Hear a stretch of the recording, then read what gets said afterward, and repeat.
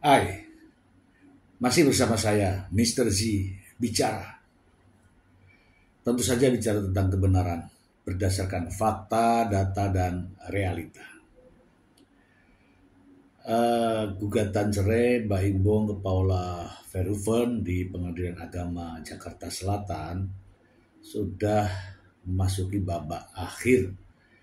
Bahkan kemarin ya sudah disampaikan bahwa hakim telah memiliki kesimpulan atas perjalanan sidang selama ini. Saya ingin membacakan beritanya terlebih dahulu, nanti baru kita ulas apa saja kesimpulan dari hakim. Kita langsung saja ke sumbernya berikut ini. Dari Brilionet, sidang cerai Mbak Imbong dan Paula Verhoeven masuk tahap akhir. Putusan digelar 16 April 2025. Itu putusannya ya, 16 April 2025. Pada minggu lalu, sidang cerai antara Mbak Imbong dan Paula Verhoeven memasuki tahap kesimpulan.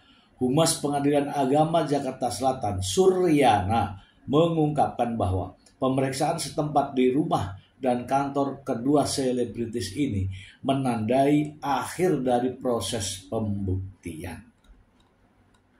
Setelah tahap ini, majelis hakim akan memberikan keputusan pada 16 April 2025. Namun, hasil sidang cerai dan penentuan hak asuh anak belum bisa diumumkan saat ini. Hari ini tahapannya kesimpulan. Jadi kesimpulan para pihak, kemudian nanti tanggal 16 April adalah keputusan majelis hakim. Jadi artinya kami belum boleh membuka karena nanti seperti apa. Ya nggak tahu hasil musyawarah majelis hakim, ungkap Suryana. Sayangnya tidak ada bocoran mengenai hasil sidang cerai ini, termasuk siapa yang akan mendapatkan hak asuh anak. Semua masih dalam pertimbangan majelis hakim yang tentunya akan mengedepankan pertimbangan normatif. Hak asuh anak. Dalam video klarifikasi yang diunggah di channel YouTube Intent Investigasi, Suryana menjelaskan bahwa pertimbangan normatif adalah salah satu dari banyak faktor yang akan dipertimbangkan oleh majelis hakim dalam menentukan hak asuh anak. Ketika hakim mau menentukan khusus hak asuh anak, pasti dipertimbangkan normatifnya. Undang-undangnya seperti itu. Kemudian faktor-faktor lain bisa dipertimbangkan. Sehingga bagaimana nanti keputusan hakim kita belum tahu. Kadang yang normatif itu tak mesti selamanya dipakai. Kita lihat juga faktor sosiologisnya. Karena intinya the best of interest of child. Artinya mana yang terbaik bagi anak saat ini. Seperti yang diketahui, Mbak Imbong mengajukan permohonan cerai talak terhadap Paula Verhoeven di Pengadilan Agama Jakarta Selatan pada 8 Oktober 2024 dengan nomor perkara 3477 PDTG 2024 PAJS.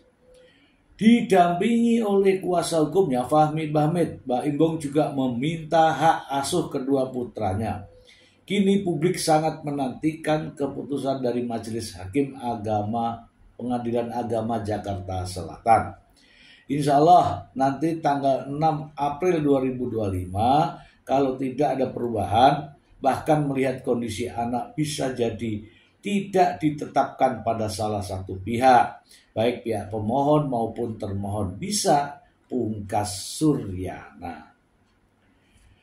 Oke teman-teman, ini kita perlu bahas mengenai apa sih yang disimpulkan oleh hakim.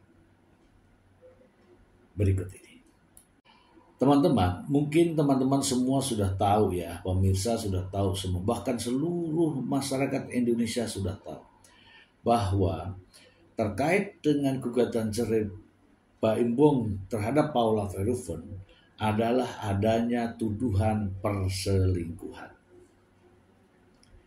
Nah, seperti yang pernah kita bahas bersama bahwa perselingkuhan itu adalah hubungan persetubuhan antara laki-laki dan perempuan yang bukan pasangan yang sah. Makna perselingkuhan dalam hukum jelas, harus ada hubungan persetubuhan. Nah, di sini hakim pastilah sudah mengambil kesimpulan ada atau tidaknya perselingkuhan itu. Ada atau tidaknya peristiwa yang dituduhkan dalam pokok perkara tersebut. Saya melihat dari berbagai berita di berbagai media, bahkan Baim Bong juga pengacaranya sendiri mengatakan, Baim Bong sendiri mengatakan di awal saat konferensi pers bahwa saya tidak mau seuzon, saya tidak tahu apa yang terjadi dengan mereka. Artinya di sini adalah Baim Bong sendiri tidak yakin bahwa ada perselingkuhan. Dalam konferensi pers yang lain, Baim Bong mengatakan ketika ada pertanyaan dari wartawan, di mana, kapan dan di mana tempatnya perselingkuhan, Baim Bong menyerahkan jawabannya kepada sang pengacara. Dan sang pengacara mengatakan bahwa kalau itu saya tidak tahu. Yang tahu Baim Bong. Tapi Baim Bong juga nggak tahu. Nah, masalahnya sekarang dengan dalil tuduhan perselingkuhan, apakah bisa dibuktikan di pengadilan? Dengan kalimat-kalimat sederhana yang tadi, tentu saja saya berpendapat terkait dengan adanya perselingkuhan yang dituduhkan oleh Baim Bong terhadap Paula Verhoeven, yakin dan percaya 100% tidak terjadi, atau dengan istilah tidak dapat dibuktikan. Oke, lantas ada lagi tuduhan baru. Hal ini terkait dengan tuntutan Baim Bong kepada majelis hakim menuntut hak asuh anak kedua putranya. Lagi-lagi dinyatakan oleh sang pengacara, yaitu tentang adanya trauma anak terhadap ibunya. Kalau saya melihat dari fakta-fakta yang ada, isu trauma anak terhadap ibunya tidak meyakinkan hakim. Walaupun dihadirkan 3 saksi ahli untuk memberikan dukungan keahliannya di depan majelis hakim, adanya anak-anak yang trauma dengan ibunya. Faktanya adalah anak-anak ini, Keanu dan Kinzu, ketika berada di tempat yang netral, artinya bukan di rumah Baim Bong ya, anak-anak ini begitu manja, harmonis, bahkan curhat. Sehingga saya secara pribadi melihat isu trauma anak yang dihembuskan hanyalah salah satu cara atau strategi atau skenario untuk dapat mendapatkan hak asuh anak. Terakhir, teman-teman sudah melihat semua ya, bahwa ketika isu terkait dengan adanya trauma anak, Paula Verhoeven mengunggah sebuah video. Dan dengan unggahan itu, menimbulkan berbagai macam pendapat dari masyarakat dan tentu saja warganet. Yaitu video ketika Kenzo sedang menangis dan berteriak, "Mama, jangan kesini, nanti dimarahin papa. Nanti mama dimarahin papa." Ini membuktikan adanya sesuatu hal yang membuat anak ini menjadi tidak mau ketemu dengan ibunya di tempat Mbak Imbo. Namun anehnya ketika berada di tempat yang netral seperti di sekolah misalnya, anak-anak justru manja dan lengket sekali dengan Paula Verhoeven. Aneh kan? Nah, sekarang tudingan anak-anak trauma terhadap ibunya. Sementara anak-anak berada dalam kuasa atau kekuasaan bapaknya. Apakah benar anak-anak trauma dengan ibunya jika dilihat dari fakta-fakta yang ada? Saya ada sedikit video tentang hal tersebut. Mari kita simak bersama. Kan tanggal 27 kan? Apa? Itu dia, sekarang semua anaknya mama bawain. Kamu lihat cek dulu semuanya. Tinggalan nggak? Coba mama cek. Nih.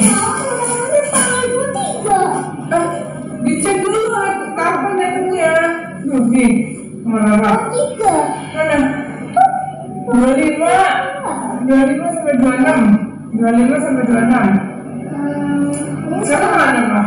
5. Sekarang belum, Pak. Berarti belum nyampe. Jadi besok bisa mau bawain, insya Allah ya. Insya Allah besok mau bawain ya, Kak. Apa? Udah itu. Belum bayar, udah. Mama, Ya. nanti bosnya itu benar menangga dan bermain. Siapa? Nih, bosnya. Oh iya. Dia yang main. Ya.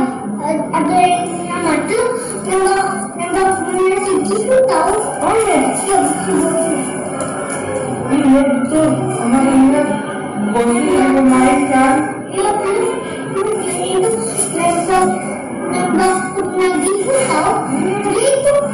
Iya betul. Si bosnya ini. Bosnya jahat ya.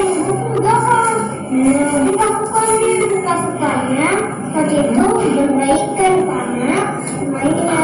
Terus yang buka topengnya ditembak. Tapi itu kan bagus.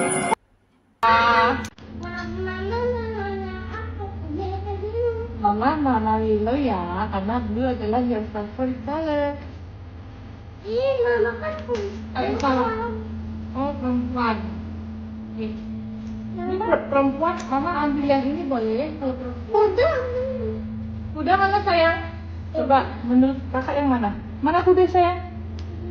Ini belum ya? Bentar, kuda. Kuda itu tadi kakak kemana ini? Kuda. Kuda mana sayang? Sapi mana? Ini kuda sayang, udah bener. Kakak dan bener dapat kuda. Ini nih. Sheep.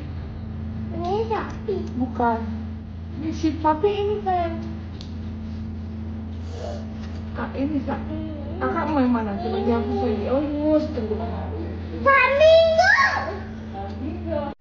Kalau melihat tayangan barusan, saya pribadi, mungkin juga teman-teman semua, trauma anak hanyalah dihembuskan agar seolah-olah anak-anak ini tidak mau bertemu dengan ibunya. Ya tujuannya adalah untuk mendapatkan hak asuh secara mutlak dan berharap hakim hakim percaya. Sementara saya yakin hakim tidak akan percaya kalau ini didiat. Masa ada trauma anak. Oke. Kemudian setelah trauma anak terbantahkan, ada isu lagi. Bahkan sengaja dilontarkan dengan tujuan yang sama, untuk mendapatkan hak asuh secara mutlak, yaitu adanya kondisi Paula Verhoeven yang dikatakan tidak sehat jasmani dan rohani, sehingga tidak layak mendapatkan hak asuh anak. Tujuannya hanya itu, untuk mendapatkan hak asuh anak secara mutlak, sehingga dalil baru muncul kembali, yaitu mengatakan bahwa secara jasmani dan rohani tidak layak mendapatkan hak asuh anak. Bahkan banyak kalimat-kalimat lain yang berurutan. Ada ibu yang jahat dan ada juga ibu yang manipulatif. Namun lagi-lagi melihat kondisi real Paula Verhoeven, keadaan sekarang ini, saya pribadi, mungkin juga teman-teman mengatakan bahwa Paula tidak dalam keadaan sakit jasmani maupun rohani. Ini dimaksudkan adalah sakit gangguan kejiwaan, sehingga tidak berhak mendapatkan hak asuh anak. Mungkin ada satu lagi alasan, tapi tidak bisa diucapkan karena faktanya tidak ada, yaitu sedang menjalani proses hukum. Itu sebenarnya alasan yang tertulis. Tapi karena Paula tidak sedang itu, tidak sedang dalam kondisi itu, maka tidak diucapkan. Jadi terkait dengan lepasnya hak asuh anak dari ibunya adalah ketika diketahui dan dinyatakan dengan benar ibu memiliki perilaku buruk, ibu sedang menjalani hukuman atau sedang menghadapi proses hukum. Yang ketiga, ya mungkin saja salah satunya adalah tidak sedang dalam kondisi sehat. Ya, ini yang dimaksud, yaitu tidak sehat jasmani dan rohani. Dan yang keempat terkait dengan finansial. Nah, menurut pendapat saya, tuduhan adanya Paula Verhoeven sedang dalam keadaan tidak sehat jasmani dan rohani itu mengada-ngada dan hanya bertujuan untuk menjatuhkan Paula Verhoeven agar hakim percaya, sehingga hak asuh anak tidak diberikan kepadanya. Ini ya, kalau bahasa Jawa aja ini akal licik. Namun saya yakin hakim tidak akan mempercayai ini.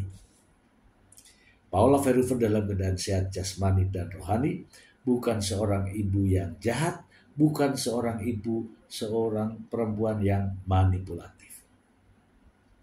Yang berikutnya terkait dengan finansial. Tentu saja ini bukanlah masalah ya teman-teman. Hakim dalam mengambil kesimpulan, finansial bukan menjadi persoalan bagi Paula Verhoeven. Mengapa? Terkait dengan biaya pemeliharaan anak, bukanlah kewajiban dari Paula Verhoeven, melainkan kewajiban dari mantan suaminya atau ayah dari anak-anak tersebut, yaitu memberikan nafkah pemeliharaan selama anak-anak ini belum dewasa. Jadi untuk kesimpulan terkait dengan finansial, tidak ada masalah. Tidak ada masalah. Karena bukan tanggung jawab daripada Paula Verhoeven. Kesimpulan yang terakhir adalah adanya perselisihan. Melihat dari beberapa kali sidang dengan agenda pembuktian, saya tidak melihat adanya perselingkuhan, adanya trauma anak, adanya sehat jasmani dan rohani yang dinyatakan oleh sang pengacara terkait kondisi Paula Verhoeven. Finansial baru saja kita bahas. Yang berikutnya adalah adanya perselisihan. Kalau melihat kondisi ini, saya melihat tentu saja adanya perselisihan. Perselisihan ini tidak bisa disebutkan apa persoalannya, tapi dalam konteks yang kompleks dalam rumah tangga. Perselisihan rumah tangga atau perselisihan yang berlarut-larut atau tidak ada lagi keharmonisan rumah tangga. Kalau ini saya meyakini, ya pasti ada. Dalam kesimpulan pun akan dinyatakan oleh hakim bahwa adanya perselisihan. Sehingga inilah yang terbukti. Inilah yang terbukti. Maka hakim meyakini dengan adanya perselisihan, ketidakharmonisan terhadap rumah tangga keduanya antara Mbak Im Wong dan Paula Verhoeven, maka selayaknya pantas bagi mereka untuk berpisah. Inilah perkiraan adanya kesimpulan yang diambil oleh hakim terkait dengan semua persoalan yang diperoleh dalam proses pembuktian. Terakhir adanya sidang pemeriksaan setempat. Ini bukan persoalan siapa yang paling kaya, siapa yang paling banyak duitnya, siapa yang pantas atau tidak pantas. Tetapi melihat ketika anak-anak berada di tempat tersebut. Di tempat Mbak Im Wong mungkin anak-anak senang karena begitu banyak fasilitas yang diberikan. Permainan misalnya. Demikian juga di rumah Paula. Anak-anak pantas mendapatkan tempat yang layak. Jadi kedua-duanya pantas berada di tempat yang layak untuk masa depan anak. Kalau masalah permainan, isi dalam rumah, semua bisa diatur, semua bisa dilengkapi, semua fasilitas bisa dibeli kalau ada uang, ya kan? Dan saya yakin Paula Verhoeven mampu untuk memberikan fasilitas yang terbaik pada kedua anaknya. Ini juga menjadi pertimbangan hakim. Pertimbangan hakim bukan melihat siapa yang kaya, tetapi siapa yang pantas untuk mendapatkan hak asuh anak. Kalau masalah fasilitas, setelah berada di tempat Paula Verhoeven, fasilitas itu bisa dipenuhi. Semua bisa dibeli demi anak-anak. Namun sekarang, karena Paula Verhoeven anaknya masih ada di Mbak Im Wong, maka fasilitas itu belum disediakan. Nanti setelah putusan hakim, kalau putusannya sudah keluar dan hak asuh anak diberikan kepada Paula Verhoeven, maka fasilitas permainan anak-anaknya akan segera dipenuhi. Ya, itulah teman-teman, ada 5 hal yang menjadi pertimbangan dalam kesimpulan hakim untuk nantinya mengambil keputusan.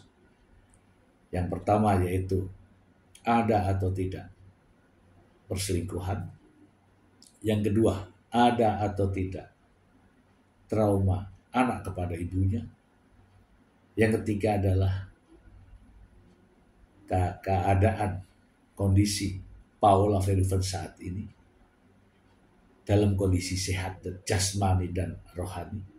Kalau tidak sehat mungkin tidak bisa mengikuti persidangan, tidak bisa mengikuti aktivitas lain. Ini logikanya. Kemudian terkait dengan masalah finansial, tentu saja Paula akan mampu mengatasi semua ini. Dan yang terakhir adalah adanya perselisihan, ada atau tidak. Dan saya pribadi menyatakan bahwa perselisihan itu ada, sehingga hakim akan mengambil keputusan bahwa pernikahan ini diakhiri dengan perceraian. Pertimbangannya adalah adanya perselisihan di antara keduanya. Itu teman-teman, itu pendapat saya. Bagaimana pendapat teman-teman? Jangan bertanya siapa saya, jangan bertanya saya ini pengamat apa seperti teman-teman itu ya. Jangan menanyakan apa urusannya dengan saya, tidak. Saya sebagai masyarakat biasa yang mengikuti perkembangan dari peristiwa ini. Untuk pengalaman saya, untuk edukasi saya, untuk edukasi teman-teman semua. Semoga bermanfaat. Terima kasih.